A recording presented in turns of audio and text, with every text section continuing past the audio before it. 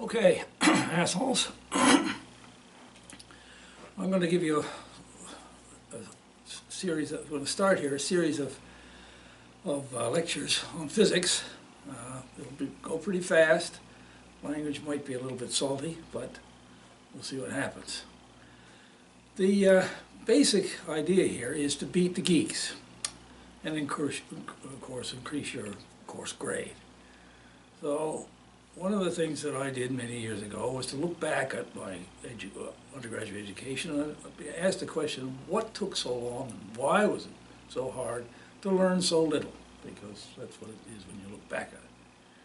So over a lot of thinking, it appeared to me that if I could make you wiser, then you could make yourself smarter, and you'd be able to perform better and faster, that sort of thing. And the trick, of course, here is to do it with less effort, less time, and you perhaps get a better appreciation of the subject. So, rather than beginning at the bottom and working from the details up, which is what they do in most physics courses and most courses generally, I'm going to do in this lecture and in the others that follow on the other areas in the physics, is to look at the structure.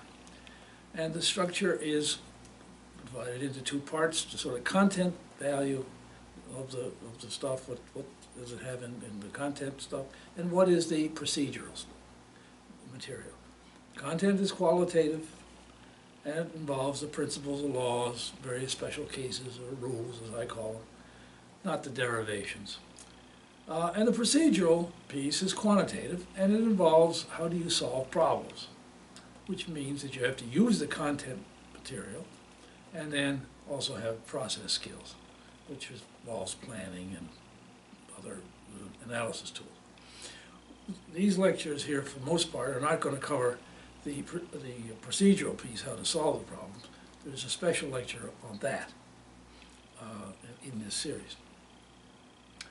When you're in the school, at university and in high school, and that's it, the skills are, procedural skills are not taught, but of course they're the basis of your grade. The guidance that they give you is okay, it's just that it's insufficient. And again, that's in that final lecture.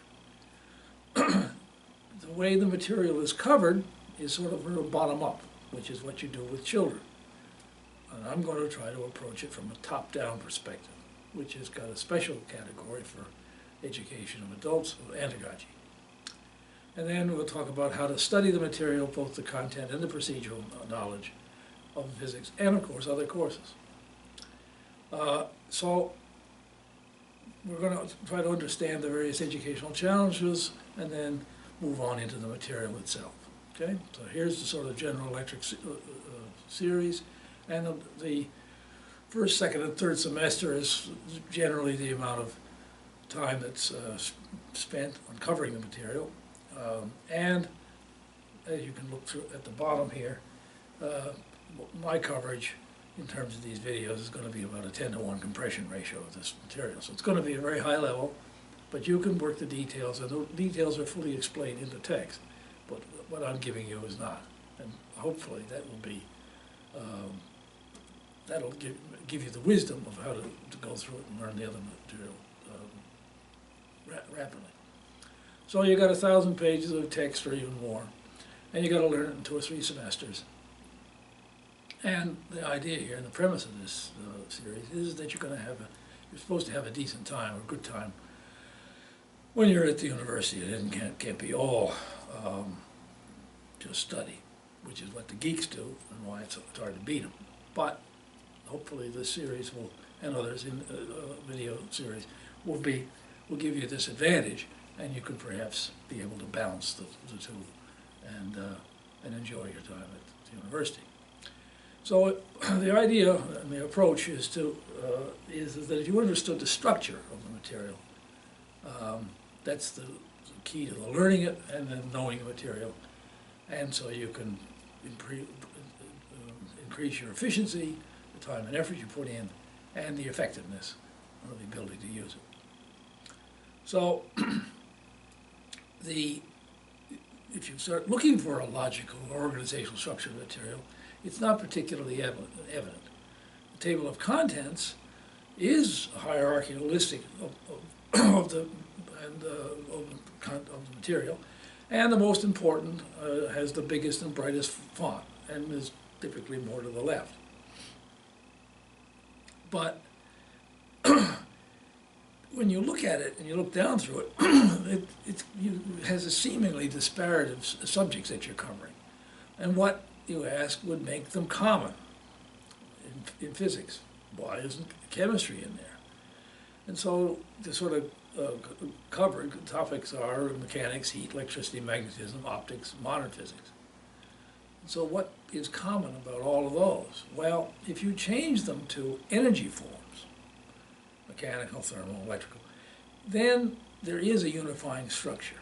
And in fact, that's the highest level of the organizational structure here.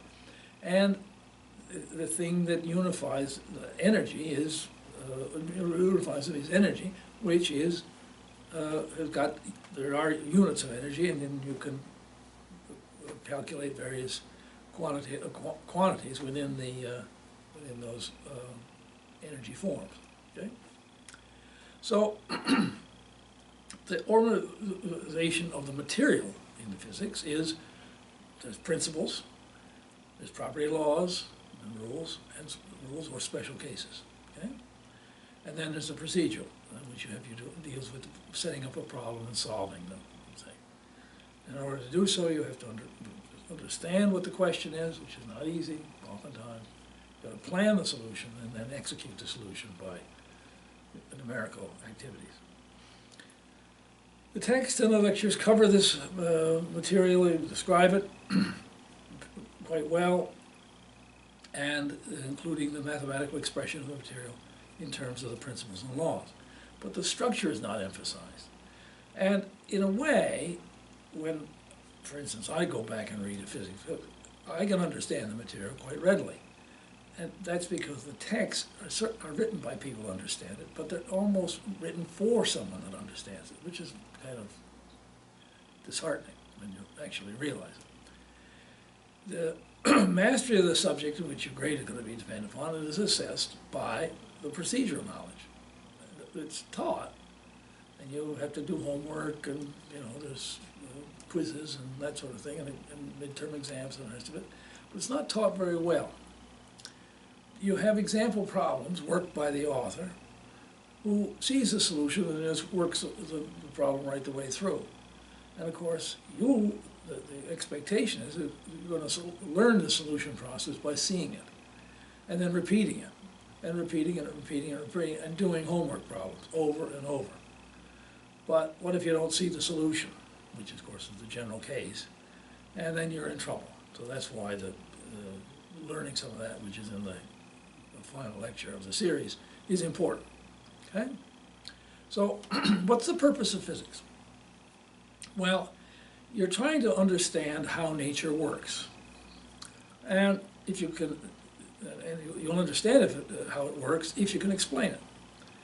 So there's various phenomena that you observe, and you can explain those with various principles and property laws, or tabulated data, just measure something, and perhaps put a curve fit through it. Oftentimes, as we'll discuss, the phenomena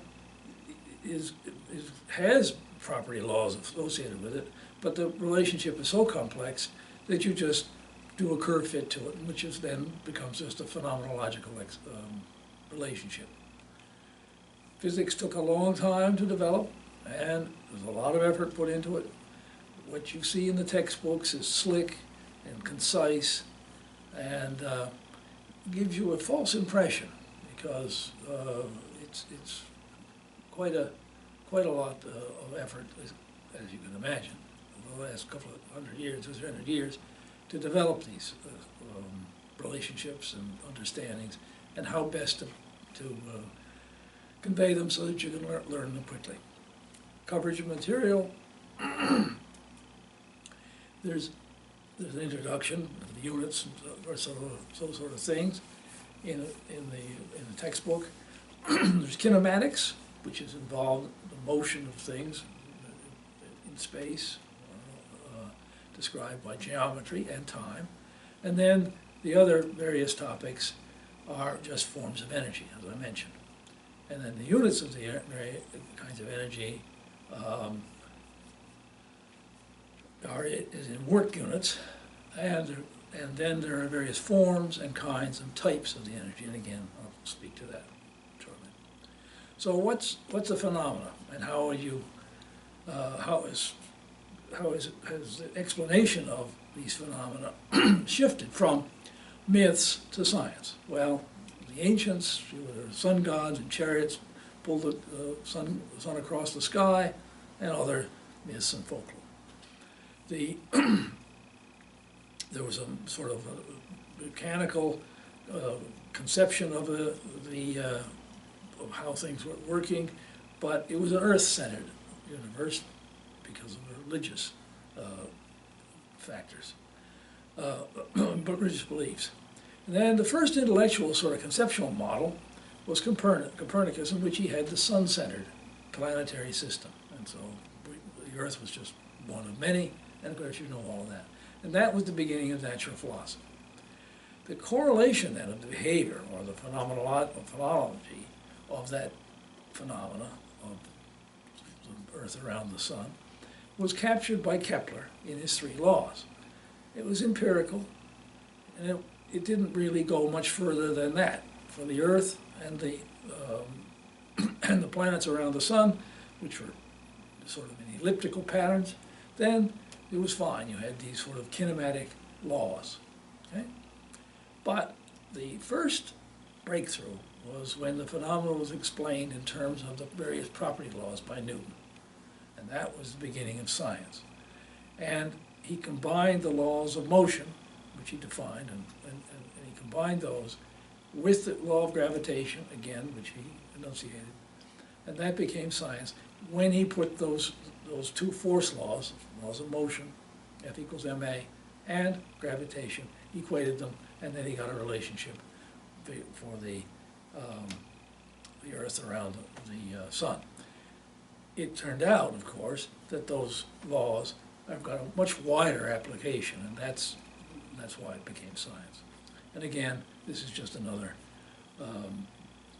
description of what I just said before in the table. And the ancients were asking why things went on, and they were giving explanations on the why, like the gods or a god. That was why it was, nature behaved the way it did. The moderns asked, how does it happen? So you just observed it, and then you tabulated it or tried to explain it in terms of principles and properties. Okay? So from a top-down view of the subject, there's the various structure. You have various high-level relations of the subject. And again, you can read down through them: equilibrium, forces, energy as units of work, and only the differences in the work have meaning. Okay? An important piece that's not covered very well or at all oftentimes in physics textbooks was the mechanical equivalent of heat. And it's not mentioned as a key, but as the subsequent lecture I'll be mentioning it. The conservation principle, and the idea of a principle is it applies across all energy forms and types and that sort of thing. Across all the energy forms, mechanical, electrical, that sort of thing, and chemistry and nuclear physics. And there's various property laws within a particular, that apply to a particular form. Okay? Now the scientific method, again, you've probably had all of this, is essentially a double negative. There's a hypothesis, which is a qualitative description of what's going on, and the hypo means in Greek a working thesis. The thesis is actually a quantitative expression or calculation, in which then can be tested by an experiment, and it's a quantitative representation of the hypothesis. And then after you do the experiment and you can't find it can't make the thesis fail, then it's accepted until it fails by some other test or something else supersedes it. And that's a theory. So the double negative is that if you can't disprove the thesis, then the thesis is accepted. And in solving the problems, you've got the qualitative piece, and then your solution is kind of the hypothesis. And you have to make a choice of the various equations and how you're assembling them, and that becomes your sort of hypothesis, your thesis, and then you solve it and then get the correct answer. So the principles and properties, you have the explanation beginning with a phenomena, and that's explained in terms of various property laws that it explains in increasingly smaller and smaller details as you go further and further into the properties of matter. The principles are the energy, mass, and charge quantities. They're not dependent on the properties or the field of physics, because they go across and they apply across all the fields. And they involve energy, conservation, the transformation of energy, and the transport of energy, and the degradation of energy. In terms of the quality of the energy. And then there's various laws of physics, which are the response to forces or various other force fields applied to a substance. Okay? So there's, in terms of the sort of a nomenclature hierarchy here, there's energy has got various forms again, various fields of physics across the top. There's various kinds within a form. So in mechanical energy, there's mechanics, which has got potential energy, kinetic energy, elastic energy. And then there's, continuing in the same way, there's various types of mechanical energy, linear or angular. And then associated with a particular type, for instance, elastic energy, there may be a secondary effect, and then, for instance, the Poisson effect. When you strain a material, the material shrinks from the side, and in the elastic region, that is actually a fixed percentage, and that's the Poisson value, and the Poisson effect. It occurs when you've applied the primary stress, in this case, or deformation. My definition of a phenomena is that it involves two or more property laws in order to explain it. The various dimensions are the fundamental dimensions: mass, length, time, temperature, charge, and candela. And then then there's derived dimensions, which you can have: velocity, acceleration, number of other variables. Then there's various non-dimensional variables, and you can have a parameter, which could be the elastic strain, a change in length divided by length, which has got no dimensions to it, or Reynolds number, which is a more complicated relationship, but still it has no actual dimensions, or combination dimensions. Combination, when you put in all the dimensions, they cancel out to one. The various coefficients, like you can have the lift coefficient, which is a correlation of the behavior of an airfoil as a function of angular attack, and as a function of the Reynolds number, which is, again, a non-dimensional coefficient. And another one that's non-dimensional is an index of refraction, which is a ratio of the speed of light in the substance to the speed of light in air or a vacuum. And then you can also have non-dimensional variables, which are the arguments of various function, a sine function, 2 pi time over the period. Okay? There's also constants, the universal constant, like gravitation constant, and the speed of light. You can have specific heat constants, or has a specific gas constant. And then you can have various functional sort of constants, the functions that have constants associated with them in the Stefan-Boltzmann equation. Okay? Again, the energy has to be consistent across all the forms, not just that it has to have the same units, but it has to be, you have to be able to go from one to the other. For instance, you've got to have a mechanical equivalent of heat, so you can get from mechanical energy to the thermal energy. And in that case, what you can do is you can think of, you take some mechanical energy, and in this case it's Newton meters or joules, and you were to rub your hands, for instance, or a frictional brake, and you would change the mechanical energy to a frictional dissipation, and there would be heat generated. That would raise the temperature of a mass of water, and if you did that at around freezing temperature, 1 degree centigrade, that would, you could then call that the amount of heat that was done there, and you can, down in the next line here, you can give it as a specific heat, which is the amount of thermal energy per unit mass, per unit temperature, a degree.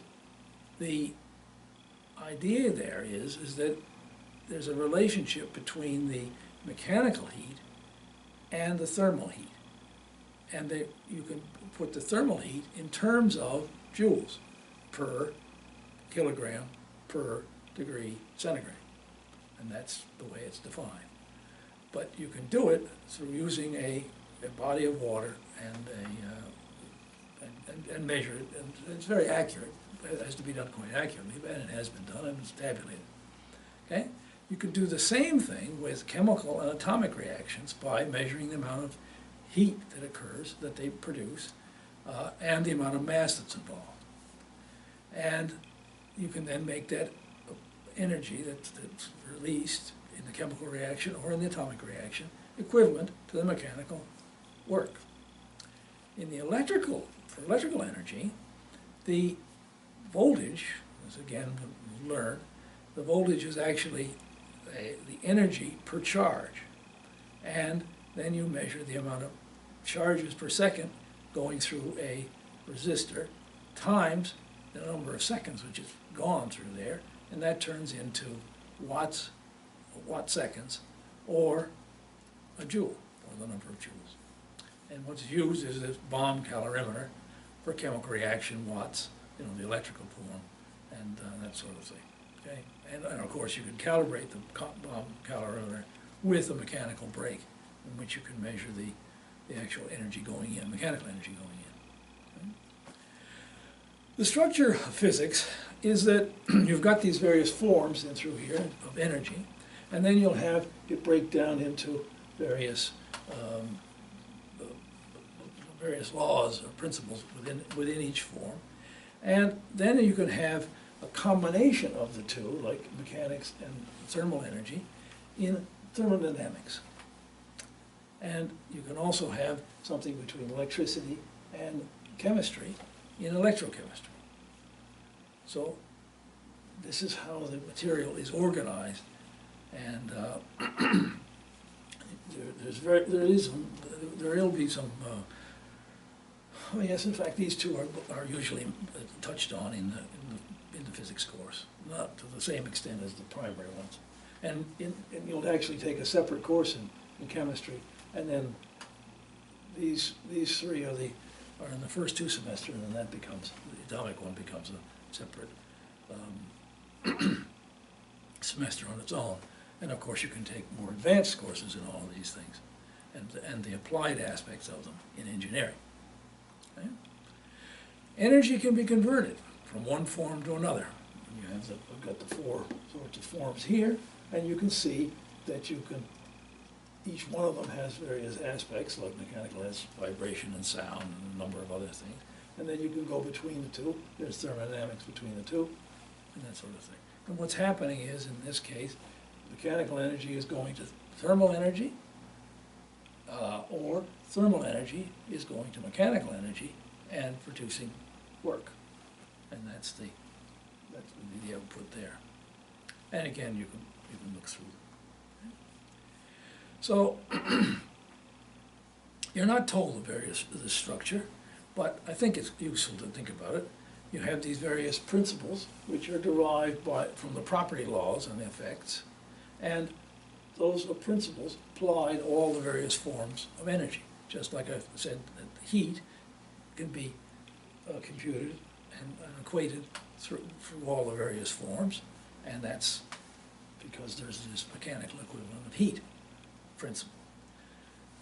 The various laws can be considered in terms of various special cases, and this, where a certain term will be zero, and that leads to various rules, or in this case, the right-hand rule, which is a way of looking at electrical variables, and various laws that, in terms of how it behaves. The effects, for instance, the elasticity, you have the Poisson effect, and in electricity, there's the Hall effect. And these are just some of the ones that will be covered in the physics. There's a number of other effects. In principles, you've got the equilibrium principle, where forces balance, torques balance, that sort of thing. And then you have conservation of mass, charge, and energy. Okay? One of the things that's very interesting here is to think about the conservation of mass, charge, or energy, and we're going to deal with it just in terms of the mass. The conservation of mass is that you have mass A, mass A plus mass B is equal to total mass. Fine. If we think about this, and this is the way a lot of the problems are stated that you have to think about them, is in two states. At one moment, you have, at the final moment, we'll start from the end, we have mass 2, mass A has got a value in the second state, and mass B has got a similar value, and that's equal to the total mass. And then mass A and B at the first state is equal to the total mass. The total masses are the same, but these A and B have changed. Okay? So now let's subtract state 1 from state 2. The total masses are the same, so A plus B, and so then it just turns out to be 0, which is that over here. Then this is the difference of these two, this mass A difference and that A. And so you've got mass A from state 1 to state 2 plus mass B from state 1 to state 2 is equal to 0. But this is really just the differences of these masses. So what you have in the conservation of energy principle is that you have a sum of differences is equal to 0. And that's what I'm really writing that way. People don't point that out, but that's the reality. Now, as I mentioned earlier, it's only the differences that matter. And if you were to add a certain amount of mass to this, you would change the mass here and change it there. But when it would be the same amount that you would have added here because you would have just changed it. And you'd only be looking at the differences that would matter. So even though you have if it happened to be energy, you might have a different reference point, but the consequence, some of the differences of energy in that case would still be 0. That's what these are saying down through here. All of the terms have to have the same units, kilograms or slugs in the English unit, or energy terms. Okay? It applies to charge and energy, as I said, and mass and charge are absolute quantities, so their values at the various states have some meaning. But the energy only has meaning in terms of the difference. You're only concerned with the work that occurs is the difference in the energy value at one state minus the energy value in another state. Procedural knowledge, you've got the various scientific methods of how to advance the subject. You've got various problem solving and learning techniques, and then that can be applied to engineering design. And the procedural knowledge is synthesis, in which you have to generate a plan, which is the solution to the problem. And you do that by analyzing the problem and working backwards. Again, that's what this says, plan backwards, work forward. Again, that's in that final lecture. Okay? Typically, the way the subject is taught you, and so that you'll understand it, you begin with the coordinate system, vectors, kinematics, properties, energy forms, and then you end up with the conservation of energy principle. Generally, that's the way it's taught. The way, and that's the idea of a child. You just build up to, you could add, and you subtract, and you multiply, and you divide, then you exponentiate, and all that sort of thing, and then eventually you're integrating. But a better view of it is to look at it from the top down, and that's why I've covered this conservation energy principle here. In the other lectures, we'll talk about the various other forms and the property laws. So that's what this essentially says here, and then there is a special piece on the various procedural knowledge and techniques and skills associated with that. Okay, so there, I hope that's a pretty fast overview of the material, and again, some of this will continue to come up as we go through the other areas, other fields, in the other lectures.